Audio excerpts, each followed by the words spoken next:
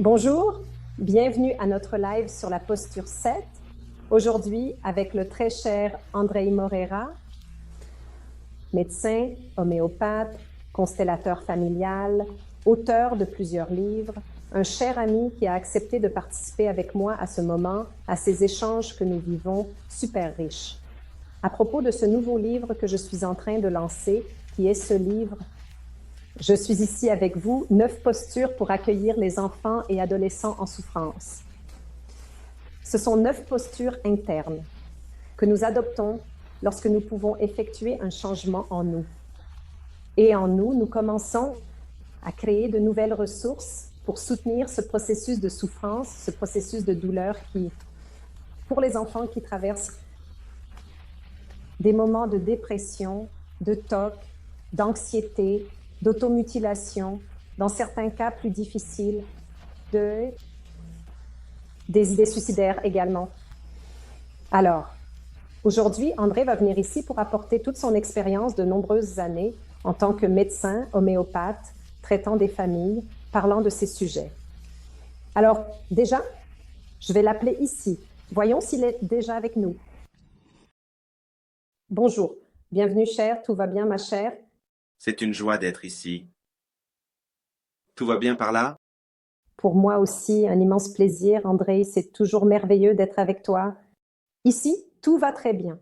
Nous vivons cette aventure de ces 9 lives avec 9 personnes incroyables qui apportent leurs impressions et contribuent à cette offre que j'ai également faite de soutien aux familles, aux enseignants, aux professionnels de la santé mentale qui accompagnent les enfants et les adolescents dans divers processus de souffrance. Je sais que ce sujet est aussi l'une de tes nombreuses spécialités et je suis très heureux de te recevoir ici ce soir.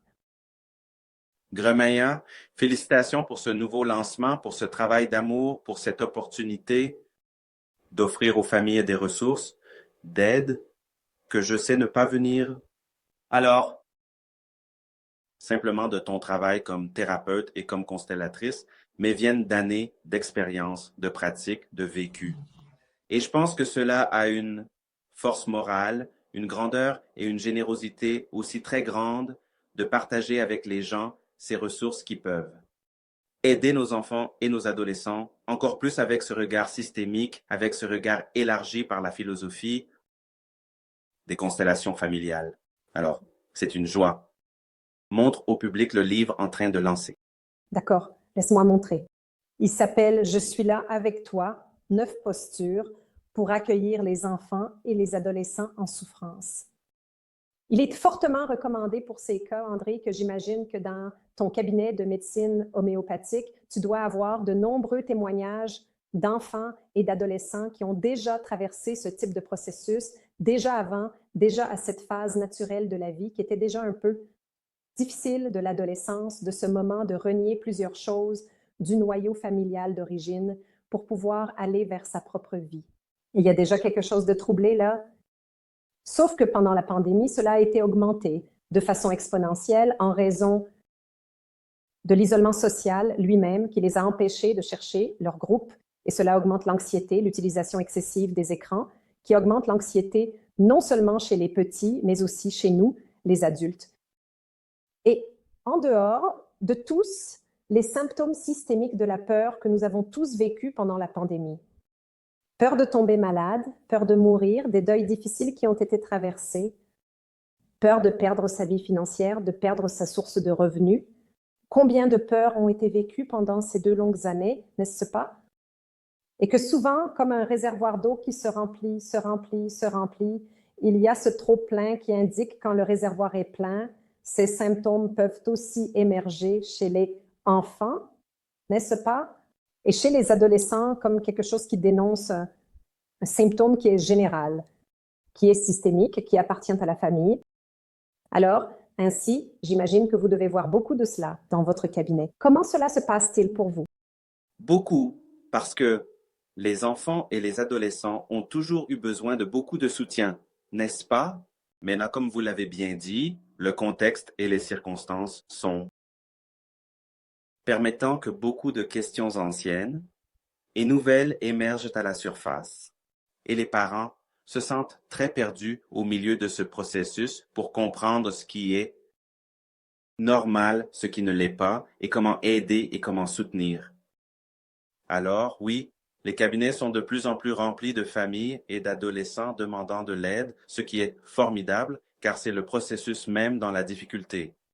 Et au moment où vous traversez une douleur, quelque chose qui dépasse la capacité de gestion, l'idéal est vraiment de chercher du soutien et des ressources, que ce soit auprès d'un thérapeute, en psychothérapie, en homéopathie ou dans une vision systémique, mais enfin, tout ce qui peut élargir la perspective de cette réalité. Tout cela est très important. Exactement. Et ainsi, l'initiative de faire ce livre, Andréi, en plus d'être mère de 3 adolescents, que je traite d'ailleurs, eux aussi avec vous, parce que nous passons tous par tous ces défis, c'était de percevoir dans mon quotidien aussi les lieux intérieurs de défis que nous traversons lorsque nous accompagnons quelque chose comme ça également avec nos patients, car souvent, quand cette souffrance surgit, nous entrons dans un lieu de peur, un lieu de désespoir, un lieu de « mon Dieu, que se passe-t-il ici ?»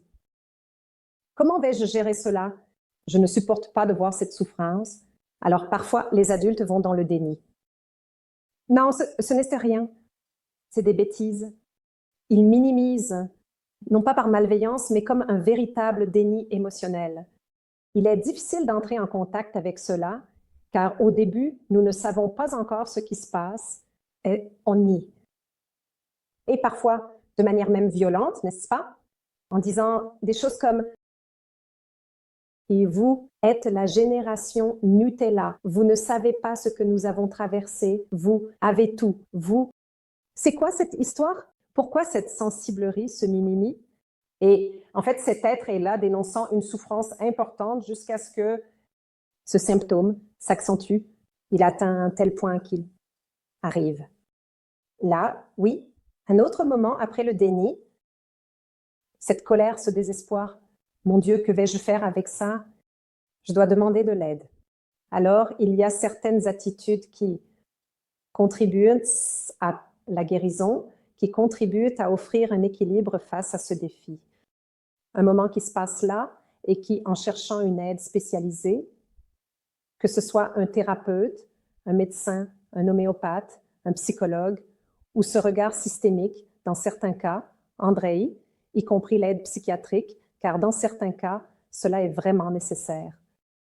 Alors, il y a toute une étude posturale sur la façon dont nous pouvons travailler sur nous-mêmes pour coopérer à ce processus.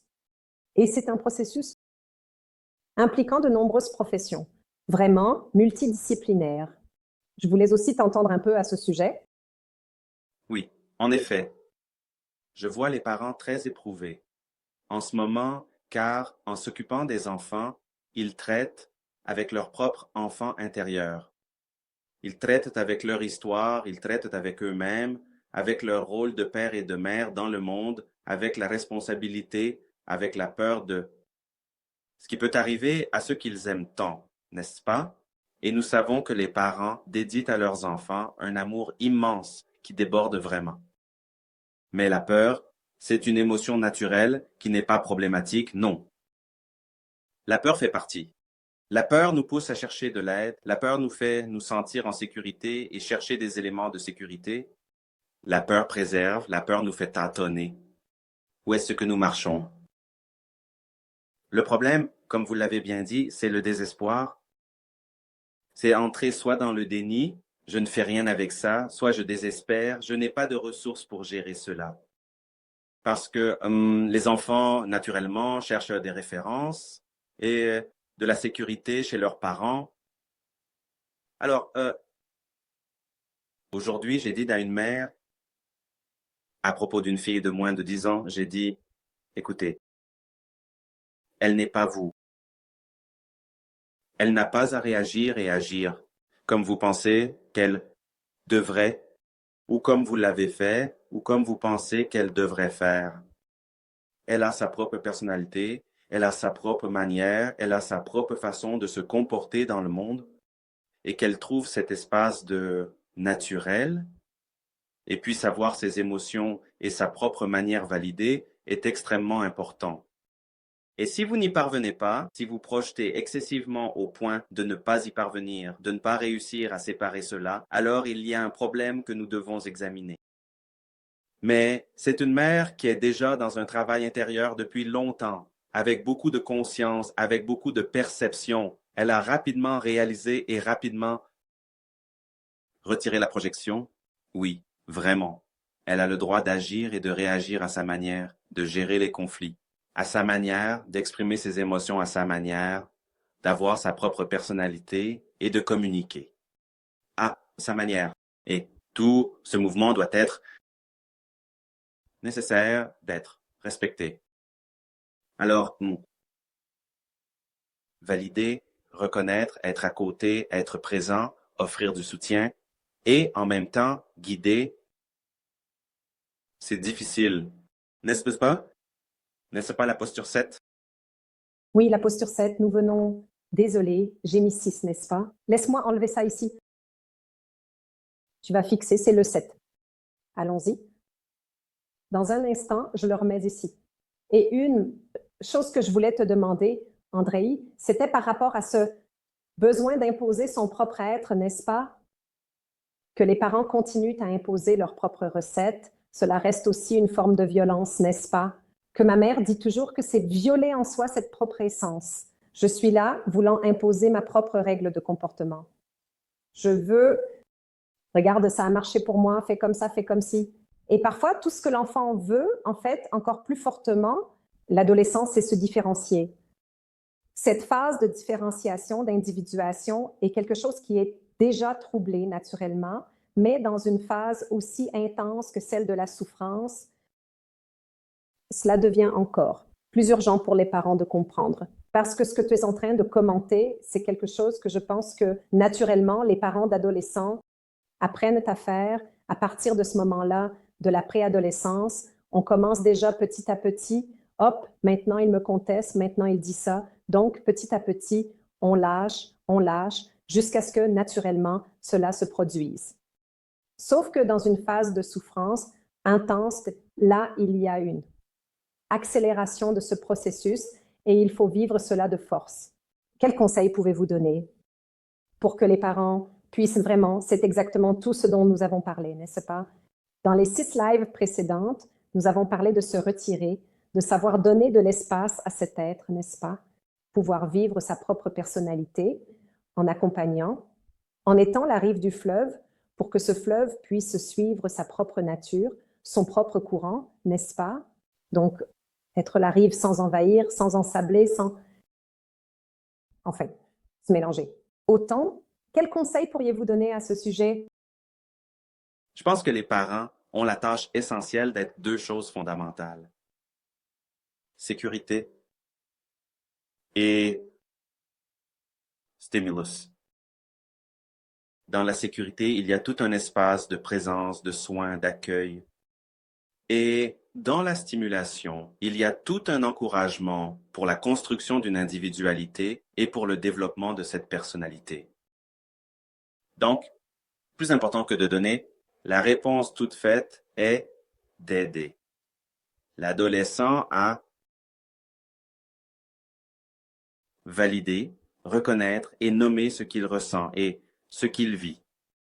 Et cela se fait, Dani, plus par des questions que par des réponses. Donc, plus important que de parler à l'adolescent, c'est d'écouter, c'est d'accueillir, c'est d'entendre ce que cet adolescent dit de sa propre expérience, c'est voir quel sens et quelle signification il donne à cette expérience, comment il raconte ce qu'il vit et ce que cela signifie pour lui.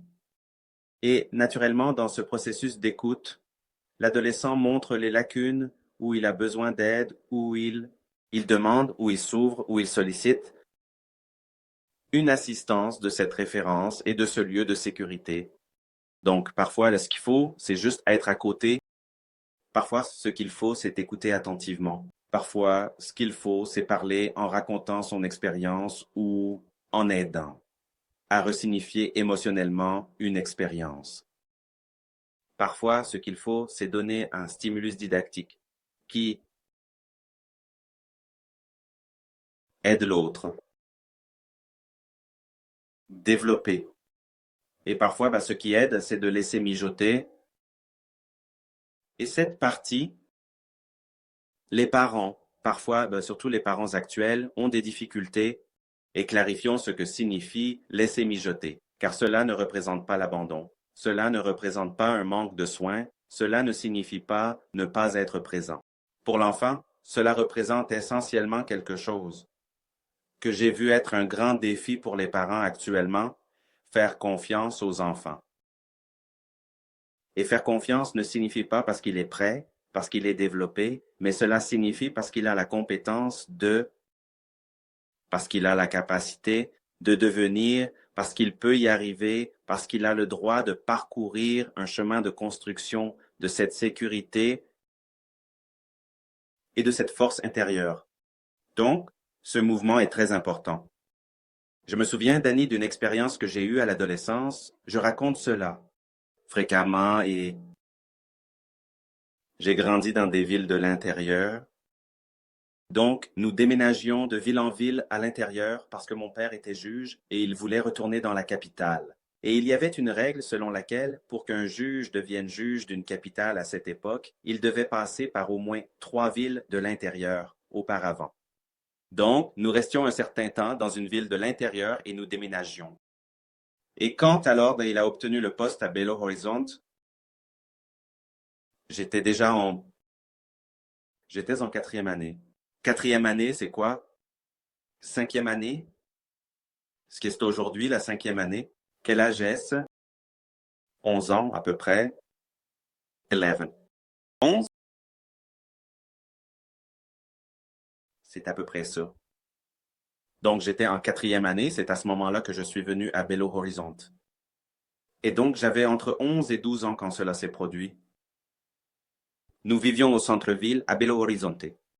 J'allais à pied à l'école. Quelque chose que, d'ailleurs, les parents permettent rarement, surtout de nos jours.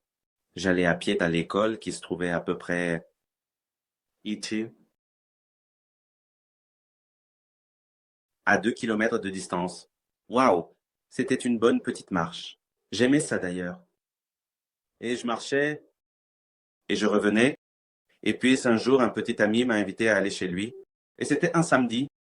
Et j'ai dit à mon père, Papa, un ami m'a invité à aller chez lui. Et il a dit, où c'est? J'ai dit, quartier, tel. Donc, un an. Nous étions à Belo Horizonte depuis moins d'15 ans. Parce que c'était dans un appartement où nous vivions. Nous y avons vécu seulement 1 an. Et puis, il a dit, comme ça, bon, mon fils, si tu te comportes chez ton ami comme tu te comportes ici, tu peux y aller. À condition que tu rentres à telle heure, etc., etc., etc. Et il a énoncé toutes ces règles. J'étais super content. Puis il est allé et m'a montré le catalogue. J'ai regardé le catalogue, je l'ai regardé. Il a dit ce que c'est, mon fils. J'ai dit, je sais, papa, c'est l'annuaire téléphonique. Il a dit, eh ben, laisse-moi te raconter quelque chose. À la fin de l'annuaire, il y a toutes les lignes de bus et il y a où est l'arrêt des bus et où est la descente. Laisse-moi t'apprendre ici pour que tu vois comment découvrir quel bus te dépose à tel endroit, etc. J'ai regardé la clé de la voiture, je l'ai regardé, j'ai regardé la clé de la voiture, je l'ai regardé, j'ai regardé la clé de la voiture. Il m'a regardé et a souri. J'ai compris qu'il n'allait pas faciliter ce chemin. J'ai aussi compris qu'il avait confiance, que je pouvais gérer. Et je me souviens d'avoir ressenti un peu de peur, un peu d'action, un peu d'enthousiasme. Mais surtout, je me souviens d'avoir ressenti un sentiment de moi. Je dois honorer la confiance de mon père. Et je suis parti et revenu à l'heure prévue. Et aujourd'hui, Dani, j'ai une sensation quand j'arrive dans n'importe quel aéroport de n'importe quelle partie du monde et j'aime voyager, que peu importe où ce sera, je vais me débrouiller et je vais découvrir où aller et quoi faire. Et je n'ai aucun doute que cette caractéristique ne vient pas seulement de ma personnalité, mais vient de cette initiative et de plusieurs autres initiatives, de soins qui, au lieu de faire pour moi, j'ai dit ainsi, tu peux le faire, tu en es capable. Je te fais confiance et je t'apprends à le faire.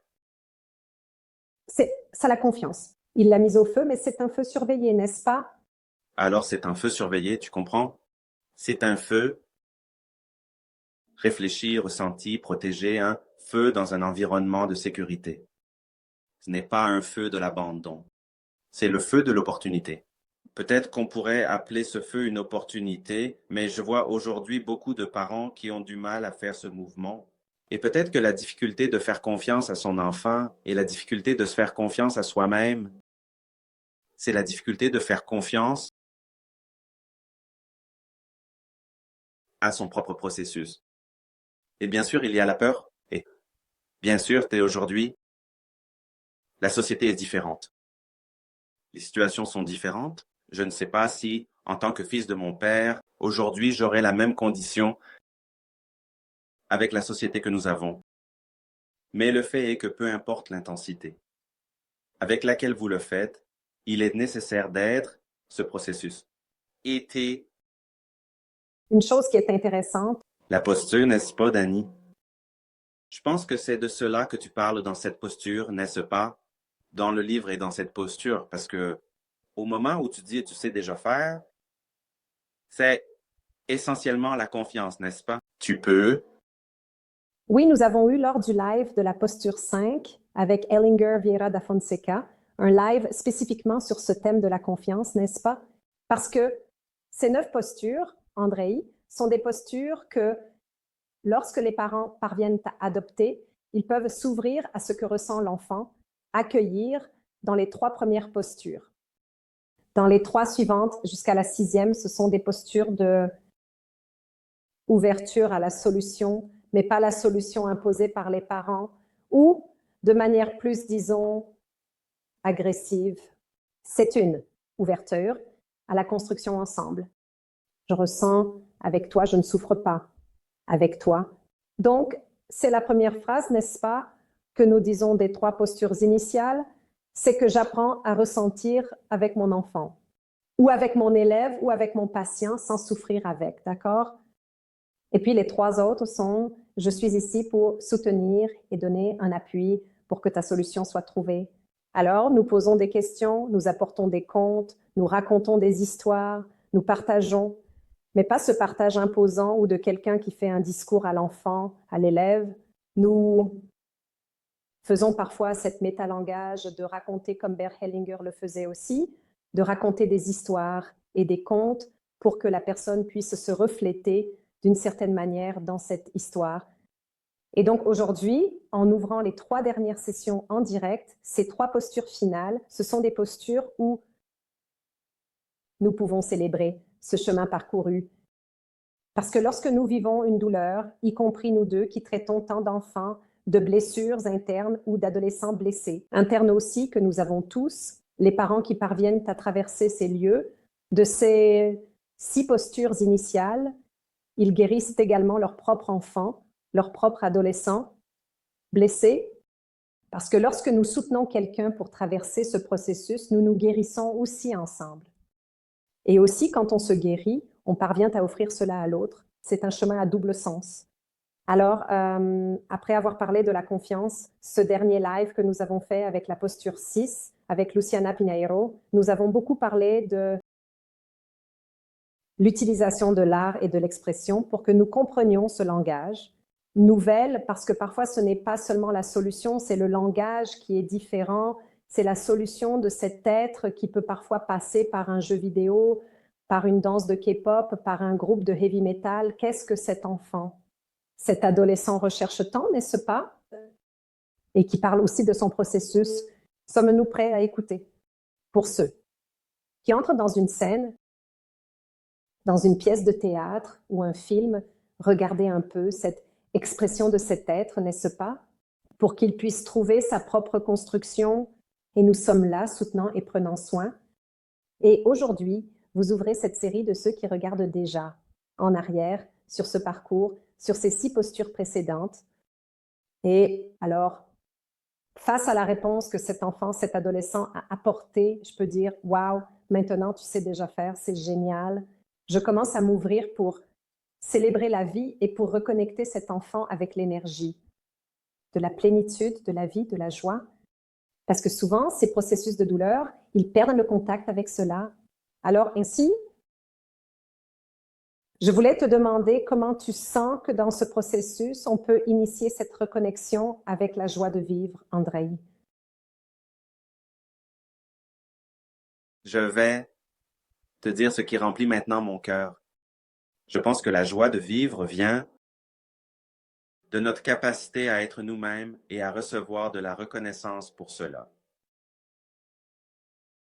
Alors,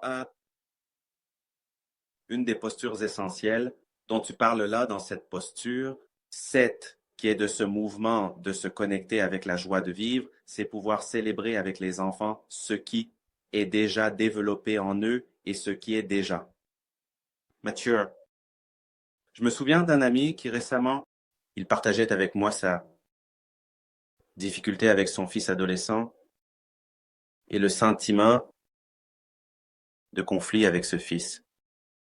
Et puis il disait qu'il devait trop exiger de son fils pour qu'il définisse sa voie, s'engage, fasse, réussisse. Et puis au milieu de la conversation, c'était une conversation entre amis, une compréhension thérapeutique, mais une conversation avec nous, thérapeutes, devient toujours une conversation thérapeutique. Et puis au milieu de la conversation, je lui ai demandé, il comprend que vous êtes en train de vouloir le stimuler à atteindre un certain chemin, à avoir une attitude ou à définir que vous avez cette sensation. Mais raconte-moi une chose. Avez-vous l'habitude de reconnaître ce qu'il a déjà accompli et ce qu'il a réussi avec la même intensité que vous exigez? Et je me souviens qu'il a été choqué sur le moment et il s'est arrêté et a dit non, je ne manifeste pas de reconnaissance envers lui. J'ai dit oui, tu sais, parfois nous devons être pour nos enfants le parent que nous aurions voulu que nos parents soient pour nous. Et à ce moment-là, il a été ému. Et c'est là qu'il s'est rendu compte. Il raconte qu'il reproduisait un schéma d'exigence excessive dont son propre enfant intérieur se lamentait, de ne pas avoir eu de reconnaissance, d'avoir subi une exigence excessive, mais dans un processus naturel d'appartenance et de fidélité, à un amour aveugle, il répétait ce comportement avec son fils. C'est ressentir comme si nous traversions à nouveau cet endroit. Parce que tout le monde, nous reflétons nos contenus, mais dans les enfants, Andrei. C'est le miroir le plus, tu sais? C'est une partie de toi, n'est-ce pas, véritable. Là, tu continues. Là, il y a ce qui est ta propre continuité.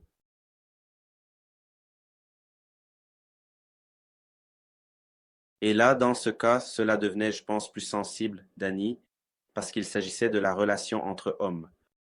Et dans la relation entre hommes, entre père et fils, généralement, surtout dans les générations précédentes, il y avait peu de place pour la démonstration d'affection, pour le contact physique, pour le soin et la tendresse, et il y avait une exigence excessive, une classification, une vision machiste et sexiste selon laquelle être un homme signifie avoir une attitude dure, grossière ou audacieuse, courageuse, intrépide, et qui ne vacille pas, et qui affronte la vie à bras ouverts, et qui doit avoir une vision, et qui doit faire en sorte que les choses se réalisent. Et en fait, beaucoup de pères aujourd'hui sont des survivants de cette phase, survivants parce qu'ils ne se rendent pas compte que la plupart du mouvement qui les a poussés en avant était un mouvement de réactivité pour survivre à ce contexte qui, en réalité, était un contexte qui, tandis que, et qui, bien qu'il y ait eu de la stimulation et de la force, il y avait aussi un sentiment d'abandon, de manque, de besoin, de peu d'offres, de peu de soins et de peu de soutien. Et que montrer la vulnérabilité était quelque chose d'impensable, ce qui est toute la base de ce livre, de cet être ensemble, sans perdre l'autorité. Parfois, les gens confondent, n'est-ce pas? Pour nous, c'est très difficile, pour notre génération. Ce que vous dites est super important. Oui. Et alors, quand un père peut-il aujourd'hui continuer avec toute la stimulation et la force pour que l'enfant avance, avec la même force qu'il a eue, la même intrépidité dont il a eu besoin, mais il peut y ajouter reconnaissance, mais dans un contact physique, affection, un peu de compassion, une dose supplémentaire d'aide, ou de soins ou de présence, ou simplement un regard reconnaissant qui montre à l'autre que, tu sais, je te vois. Alors, tu peux aider profondément les enfants à faire des mouvements, n'est-ce pas? Et André, quel est l'effet ainsi? Maintenant, je te demande aussi, en tant que médecin homéopathe, l'effet de ce renforcement positif et de cette célébration et de regarder le plein dans le parcours de l'enfant. Comment as-tu enseigné à ton ami, ce père, à voir le compliment aussi comme quelque chose de bon pour la santé physique et mentale des enfants et des adolescents? L'effet est énorme. En fait, il n'y a pas de santé mentale et il n'y a pas de santé émotionnelle sans reconnaissance.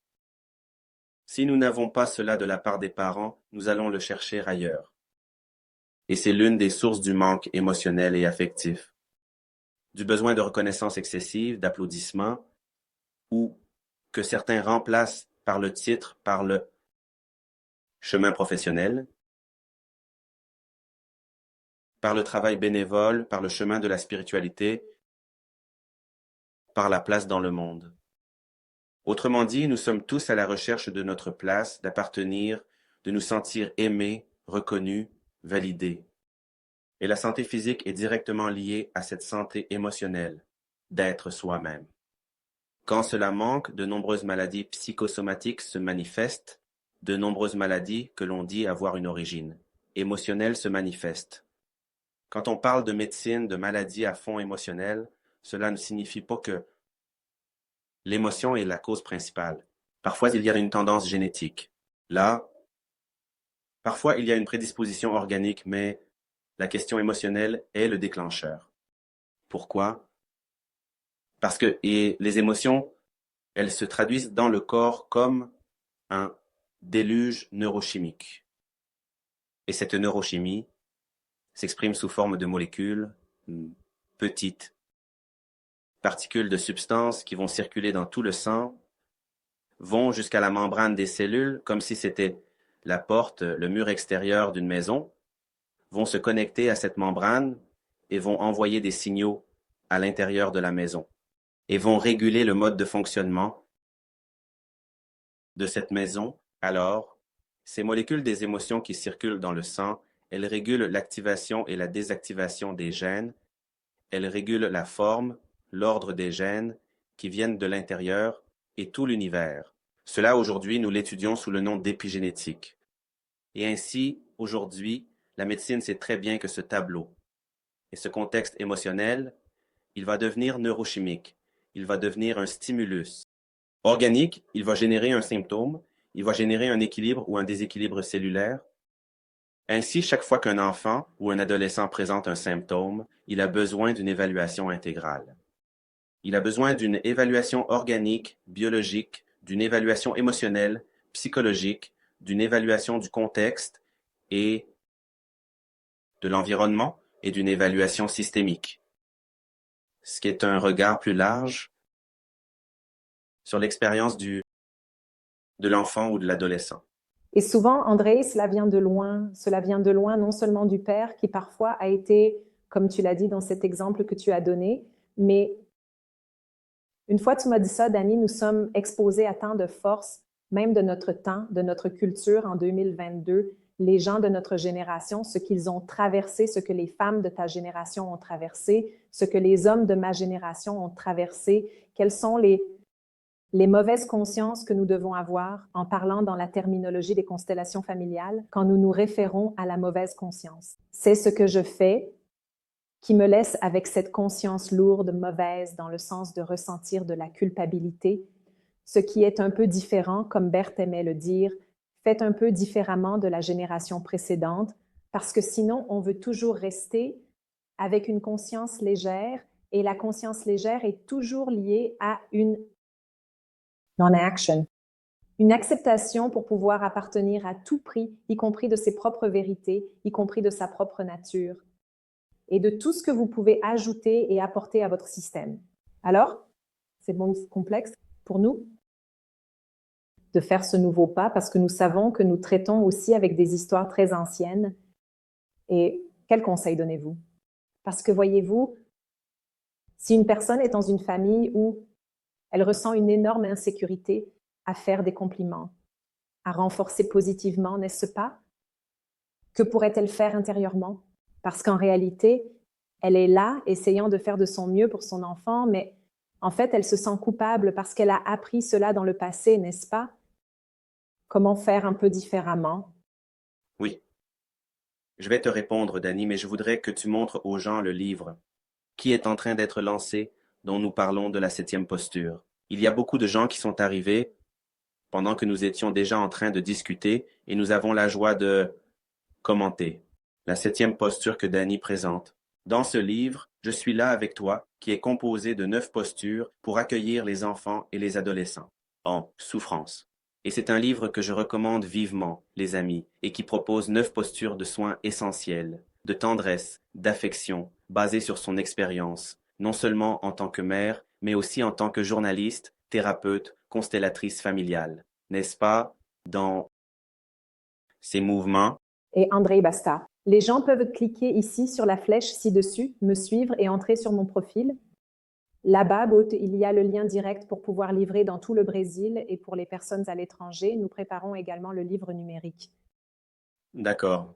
Danny Migliari, d'accord, les amis? Dani, Migliari. C'est ici, c'est fixé ici en bas. Vous pouvez la voir ici dans le commentaire. Alors, en partageant ce que tu as dit, Danny, nous avons l'appartenance familiale et chaque famille, chaque système a un langage d'amour. Et souvent, dans un système, l'amour est exprimé à travers des compliments. Dans un autre, il est exprimé par la présence. Dans d'autres, à travers l'encouragement à aller de l'avant. Dans d'autres, à travers la liberté. Dans d'autres, à travers opportunité.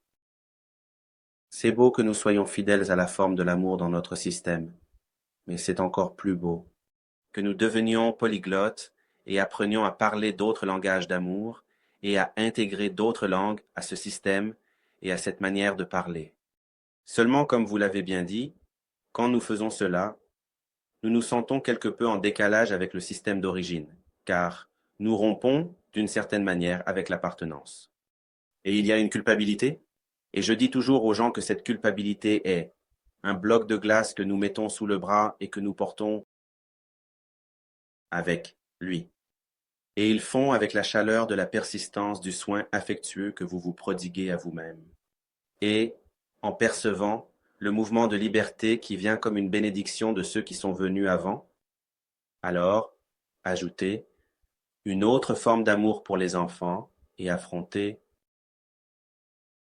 ces sensations, c'est très bien. Quel est le problème actuel? Le problème, c'est que la plupart des gens veulent faire différemment pour les enfants, à travers une profonde sensation de critique et de déconnexion, avec le système d'origine ou avec le langage d'amour du système d'où l'on provient. Et ce qui se passe, c'est que plus on critique, plus on répète, plus on exclut, plus on représente. Et là, on emprunte des chemins différents et on arrive au même résultat. Et puis on regarde cela et on dit, mais j'ai essayé de tout faire différemment, donc cela a donné un résultat encore pire que l'original. Parce que c'est le mouvement. Parfois, par exemple, j'ai une forte accusation de manque et maintenant je veux avoir de la présence. Et là où il y avait la sécheresse, maintenant je fais une inondation. Et je vais réaliser que tant la sécheresse que l'inondation sont destructrices parce que, dans un cas comme dans l'autre, la vie ne peut pas prospérer avec la force dont elle a besoin.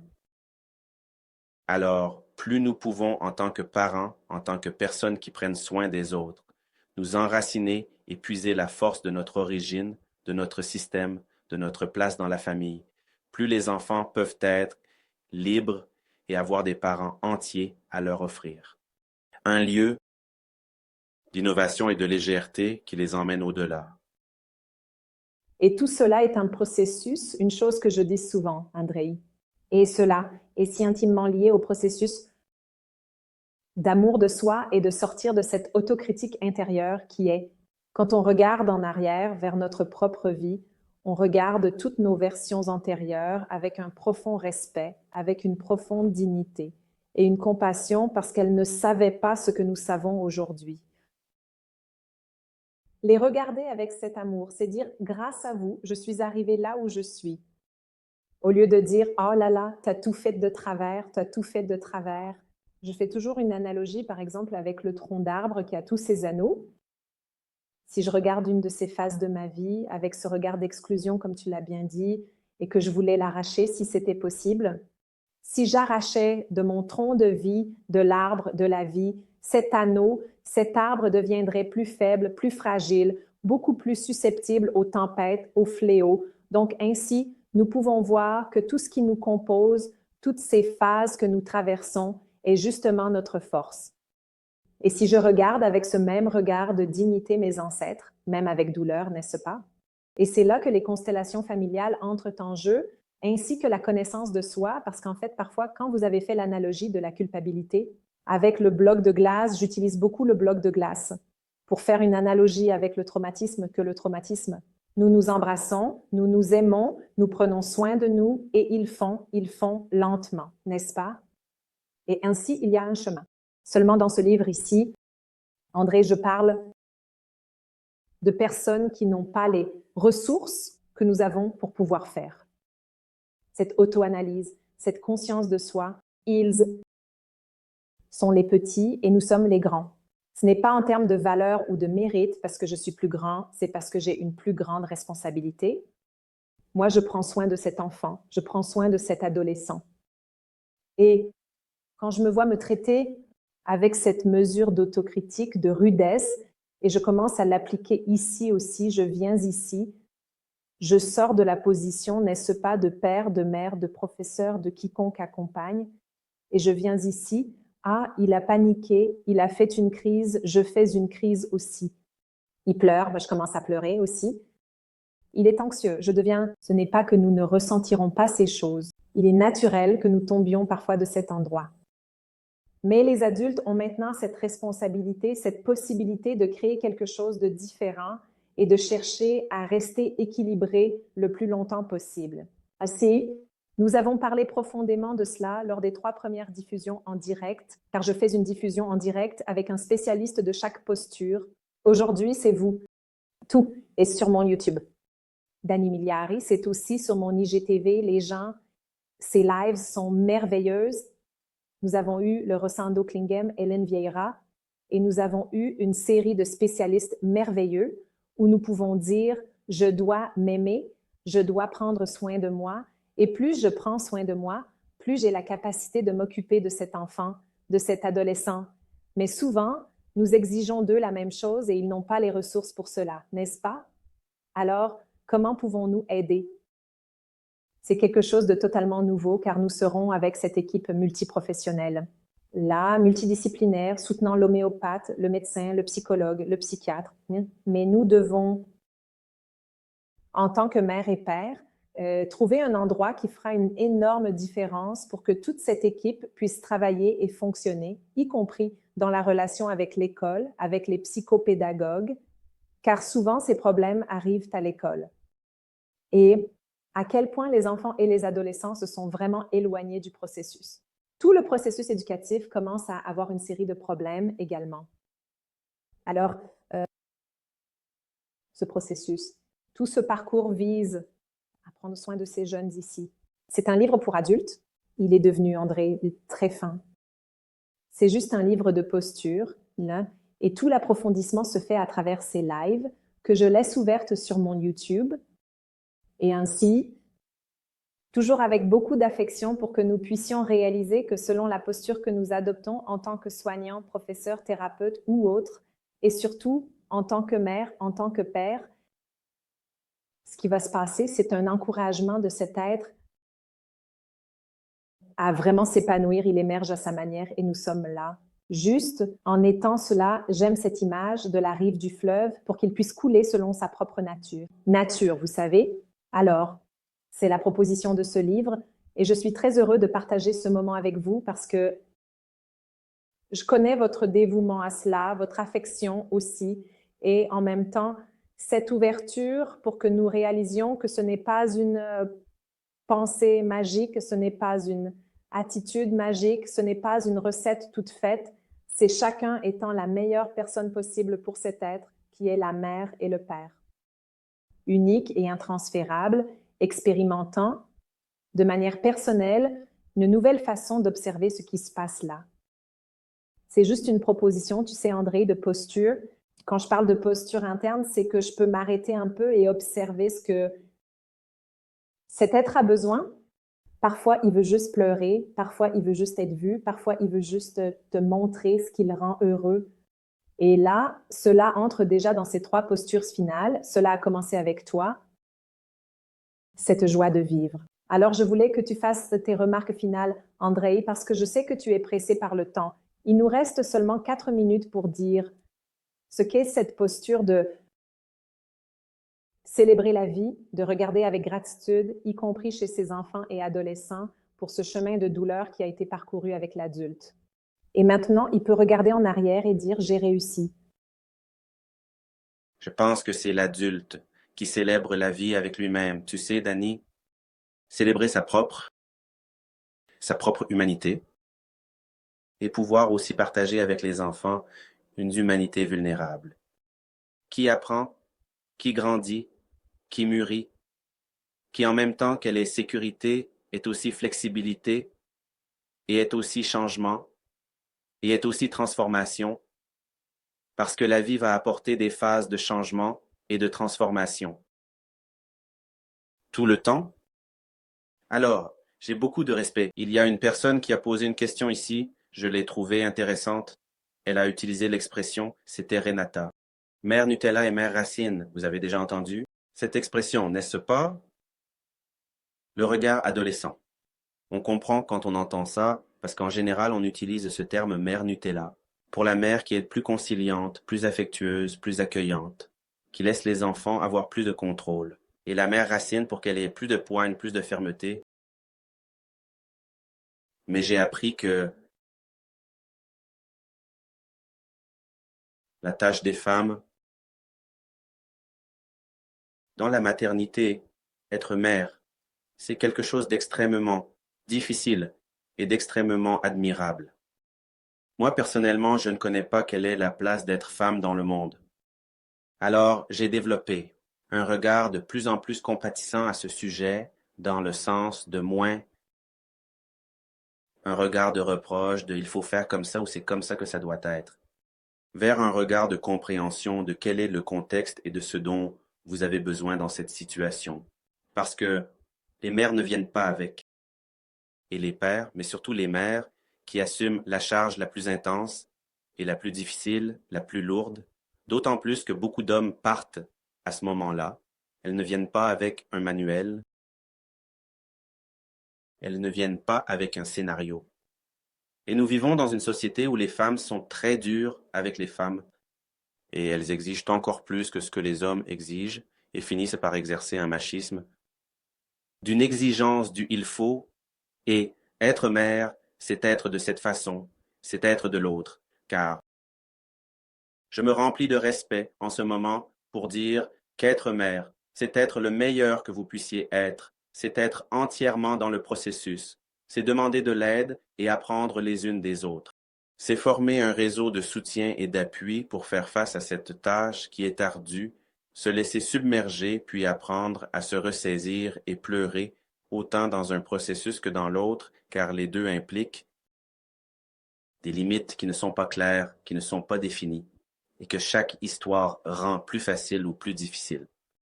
Mais tout ce processus implique un charme, une beauté, une dévotion, et aussi une complexité si grande, que je pense que nos cœurs doivent se remplir d'admiration et de ressources, de soutien et d'appui, n'est-ce pas? Alors, avec cette attitude, n'est-ce pas? vous savez déjà faire. J'embrasse aussi les mères en découvrant comment faire, n'est-ce pas, et la manière de faire à chaque moment et à chaque processus. Et je pense que plus ce processus humain et vulnérable est vécu avec intégrité, plus les enfants apprendront à y faire face avec intégrité dans la vie.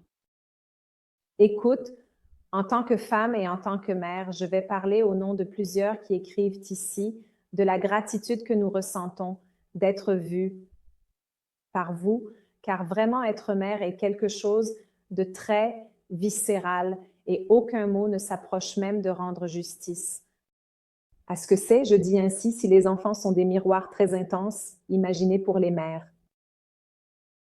C'est vraiment, vraiment intense.